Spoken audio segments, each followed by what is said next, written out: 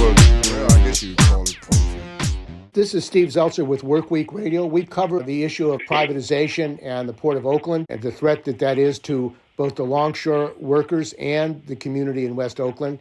And joining us this morning is Aaron Wright. He's a business agent for ILWU Local 10, and he's been pretty forthright in his opposition to the stadium. Welcome to Workweek, Aaron. Hi, Steve. Thanks for having me.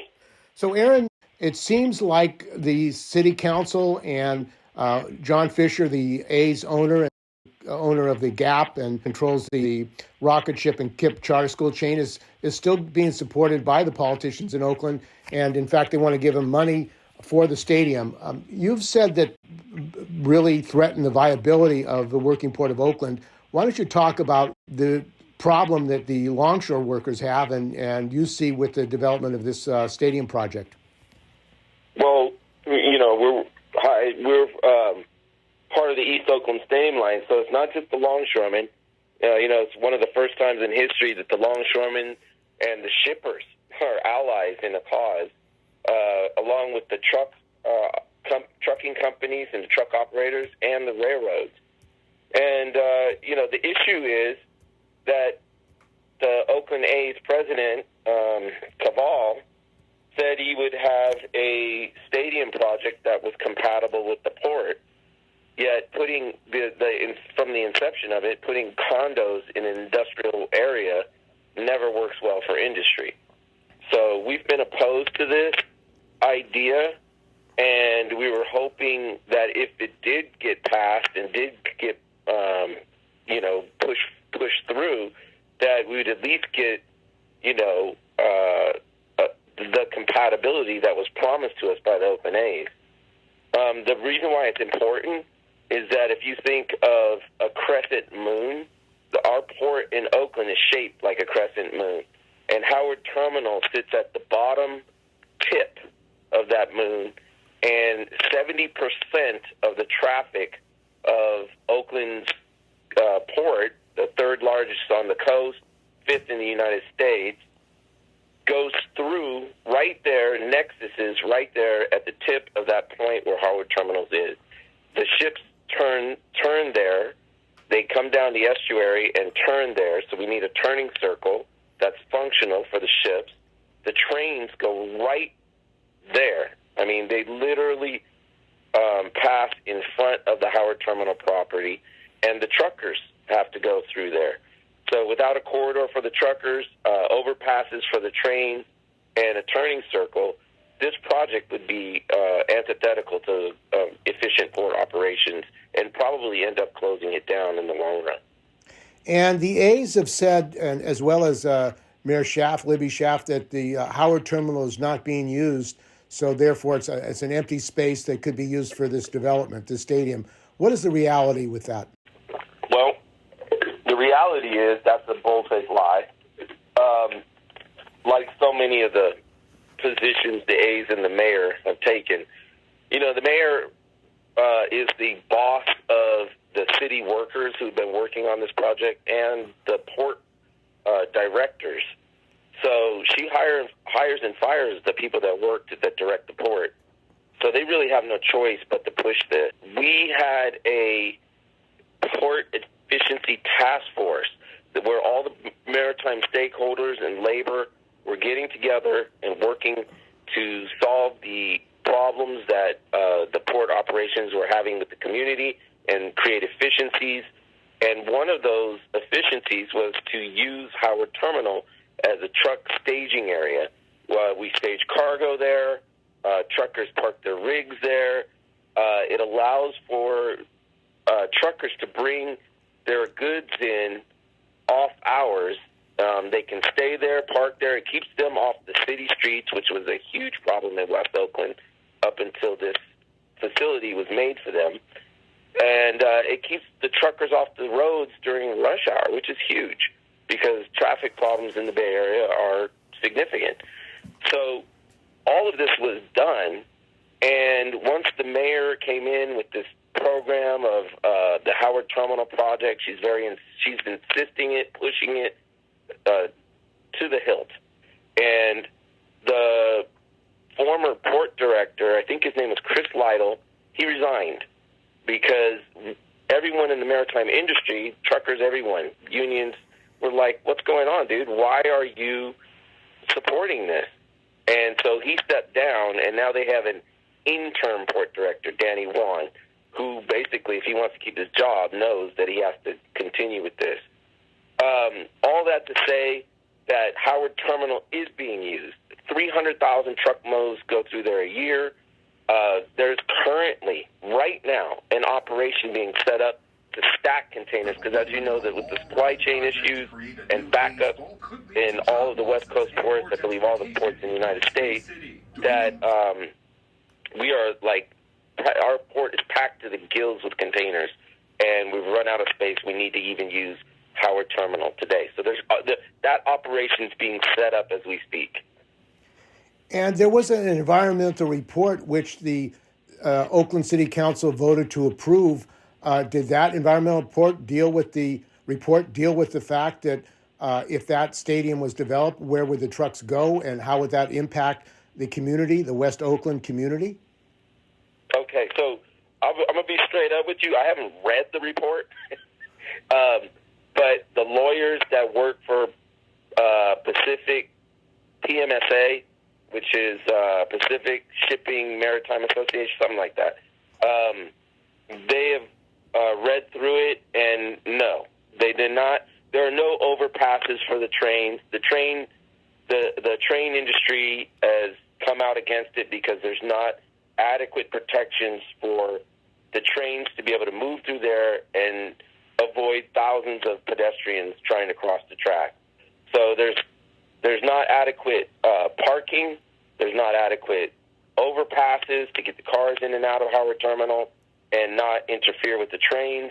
And there's not adequate overpasses for the pedestrians and mitigation measures for the trains to get through there.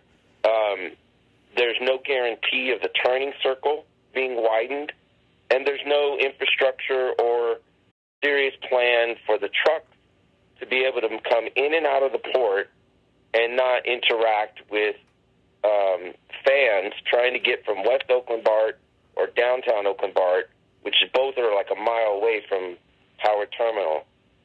Either way, they would have to cross truck traffic. So there, you can't have bike lanes and semi trucks in the same area. It's a recipe for disaster. So yeah, no, they didn't. As far as the maritime industry is concerned, they did not come through with a compatibility that's acceptable to any of us. And then, not to mention, there is no affordable housing in the plan, as far as I know. And the community benefits, they didn't come through with that either. They don't want to put any money up for community benefits, and that was another promise the A's made in the beginning. And, of course, there is the issue of gentrification, ethnic cleansing in Oakland and many other communities in the Bay Area where black and brown people are being driven out. What would this do to gentrification if they built 3,000 luxury condos in West Oakland? Well, I'm going to tell you, Steve, the BART tracks going through there, the post office they built, took out one of the most vibrant black communities in the nation. There was a whole scene there, culture. It was a rich population, rich cultural black population that lived in West Oakland, and it's been displaced. And this would just do nothing but further displace it. If we lose the port, you have 80,000 workers that are tied to the port in industries, not just longshoremen, but are tied to all industries that use the port. And it would just cripple our economy. Also, with the amount of money that they're talking. Now, they've written this, Nancy Skinner, Democrat of Berkeley, wrote a bill to allow the creation of a tax district. And the amount of money they're talking about for this tax district would be $850 million, right? $855 million, which is very close to $1 billion. And now recently, Libby Schaaf, Mayor Schaaf, has pulled another 500 out of nowhere All the while, they're trying to sell schools in Oakland. They're selling off to private interests, schools in Oakland. It just boggles my imagination that they would put $1,355,000,000 into a small area of Oakland just for Howard Terminal. No, I believe the plan, once these condos go up, it will push out industry, Snitzer will fall, and they will keep building on down the waterfront, the estuary. Right before the last vote of the EIR, Mayor Schaaf was on the news saying they can use Outer Harbor. They can use Outer Harbor. And it's like, wait a minute. The cranes, the docks, everything's set up not in Outer Harbor. So, she's really saying they can leave the estuary area where 70% of our work is done and go to a smaller area, and that's adequate. That's what basically she's saying. And one of the Democrats on the city council who are voting for this tax money to John Fisher, who are voting for the environmental report, argue that the labor movement, the Alameda Building Construction Trades Council, led by Andreas Kluver, who is also president of the Port Commission, and the Alameda Labor Council, they're supporting this project. Why don't you talk about Andreas Kluver? Why are the unions, the building trades and the Labor Council supporting this project if it will threaten the viability of the port and threaten unionized jobs, unionized maritime jobs? Well, the SEIU and the building trades, I really don't know why they would push this project if it doesn't protect other jobs, unless you wanted those other jobs to go away so you could build more. It reeks to me that they are in league with the developers to not just, you don't put that much money into 50 acres. That much money is going to transform the entire region of West Oakland. They're going to build condos, high-rise condo buildings down every street they possibly can. And we know the A's are buying up land all over the city. We know they're trying to sell off the schools to private developers. We know that, they intend to make West Oakland a new enclave for wealthy people so they can get over to the city to West Oakland BART. West Oakland BART is closer to downtown San Francisco than a lot of places in San Francisco, right? So that's why I believe their motivation is to not even consider, pushing for the things that the maritime industry needs to function, because they don't want us there at all. That's my belief. And it's just a shame that small cadre of workers would be like that. We know that the Alameda Labor Council isn't 100%. I've had people on the Labor Council and actually come up to me and tell me that they do not support it. They are not with it. And we just need to get that faction to rise to power and actually push for what's best for the Bay Area. And we've been talking with Aaron Wright about privatization of the Port of Oakland and connecting that with the privatization of the schools, the shutdown of public schools. The land will probably be sold off to developers. It could be for KIPP and rocket ship charter schools. Apparently, they're not closing any of the charter schools in Oakland, but they're closing public schools, it seems. Yeah, it blows my mind. The last city council meeting, these councilmen were discussing a study on disparity in Oakland. And it almost seems like as if, it just, you want to sell off a dozen Oakland schools, spend $1,355,000,000 in West Oakland on luxury condos, and then say something about a disparity study. It just really blows my mind. It just blows my mind. I can't believe these people. The first thing, if you want to help stop disparity in our city, educate our black and brown kids in the public schools, the poor. Educate the poor. You want to stop disparity, let's get affordable housing low-income housing for all the homeless and programs for the homeless that are on the street. Let's clean up the streets. You know, putting $1,355,000,000 into one small area of Oakland leaves out the rest of Oakland. If you drive around Oakland, there's potholes everywhere. I mean, the roads are in terrible shape. Where's the money for that? You know, the garbage, the poverty, the school system. I mean, the disparity is everywhere. It takes, you have to be blind not to be able to fix, you know, put resources toward and fix the disparity. You don't need a study for that. It's basic. Well, it sounds like they're doing the bidding of the billionaire, John Fisher, who has an agenda for making more billions. I guess he doesn't have enough billions of dollars. And that brings us to the second question I wanted to touch with you, and that is the question of war, more money for NATO. The United States is involved in a war now in Ukraine with Russia, trying to get the other countries on the border, Eastern European countries, to send troops to Ukraine, to send jets. It seems like the United States now is preparing for a full-scale war with Russia, and there's no problem with more money for that. Where do you see this going? I know the ILWU has taken action not to load or unload Russian cargo, but it seems like the United States, U.S. government, Democrats and Republicans are going to want to go to war with Russia. Every scholar on Russian history, you can go back 25 years, every scholar on Russian history said, you know, if you push NATO to the west, to the Russian borders, you're going to have problems with Russia. The United States funded an overthrow of the Ukrainian government in 2014 under Obama, Biden. They gave billions of dollars in aid and weapons to the new Ukrainian government, which has shut down TV stations and jailed their opposition parties, which doesn't reek of democracy to me. Also, a large percentage of their armed forces are Nazis. They have the Azov battalion. They wear swastikas.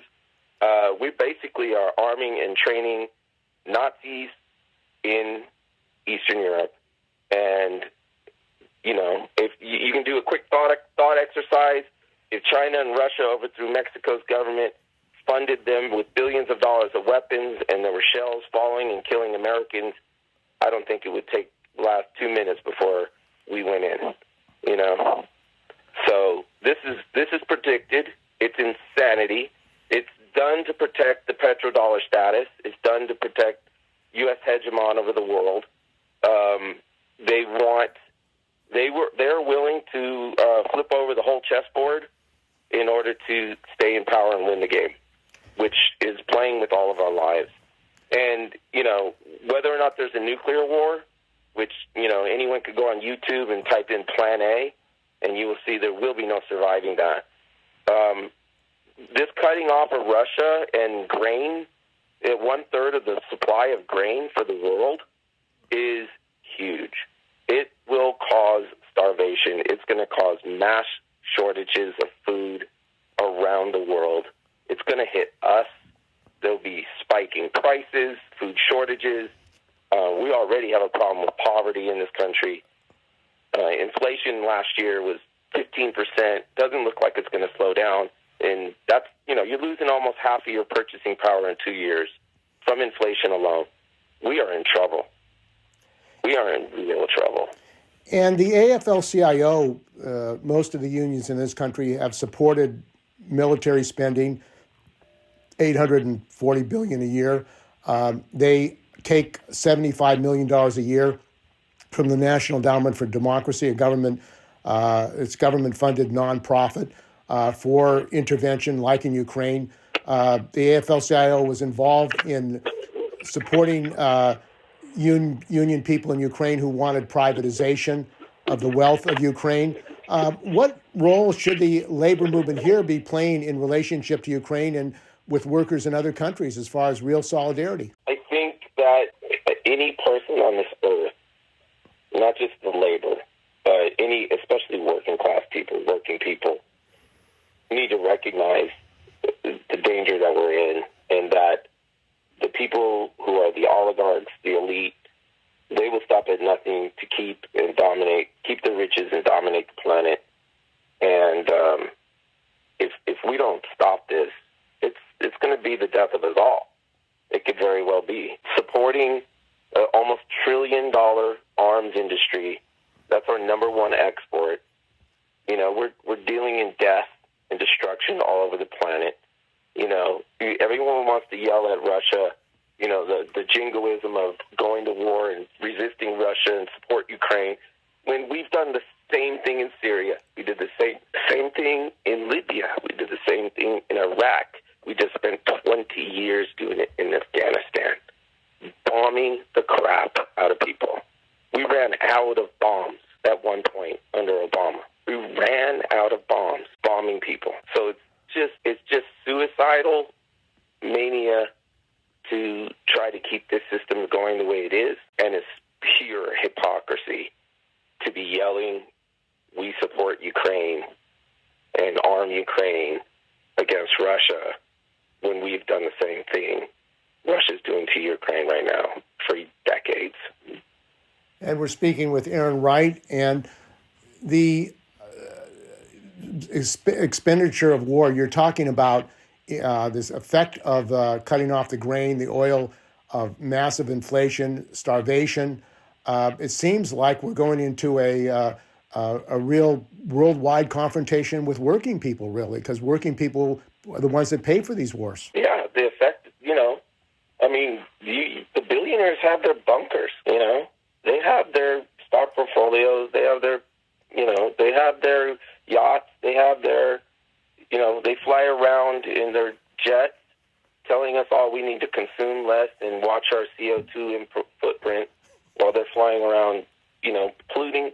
The 1% of the population that they are pollutes hundreds of times more than the normal people. I mean, these people are a parasite on us, and they're going to bring about our destruction, and it's time to stop listening to them. It's time to stop doing their bidding. It's time to work for our common good and towards some kind of system that takes care of the people and the planet. Well, it's interesting that they're talking about seizing the yachts of the oligarchs in Russia. What about the oligarchs here, Bezos and Elon Musk and these oligarchs? I guess they're the good oligarchs. Well, you know, I like to point out, I think it was Politico, they did an article recently. They got a leaked batch of documents going back a good 15, 20 years. And if you name the billionaire, any billionaire you could name off the tip of your tongue, none of them pay taxes. None of them. And these documents showed that.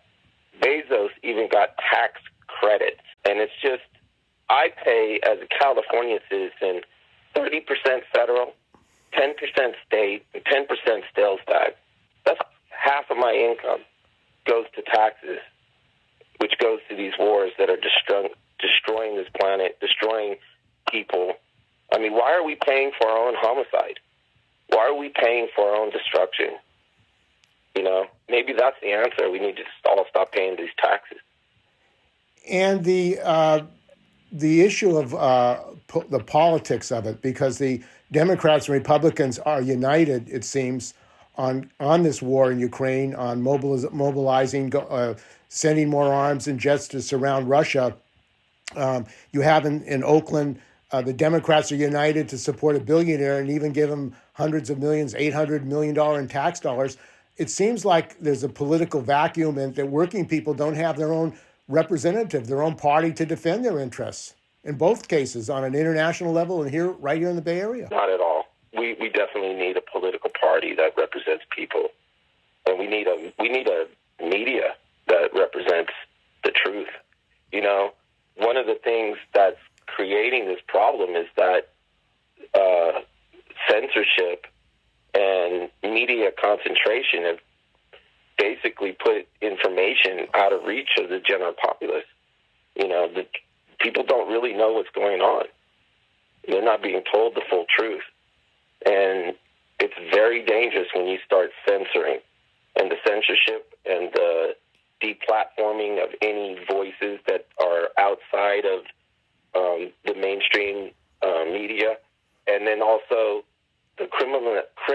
weaponization of dissent. You know, they're talking, Homeland Security is talking about if you spread misinformation now, that it's an act of terrorism. You know, these are trends that lead to dictatorial, authoritarian, totalitarian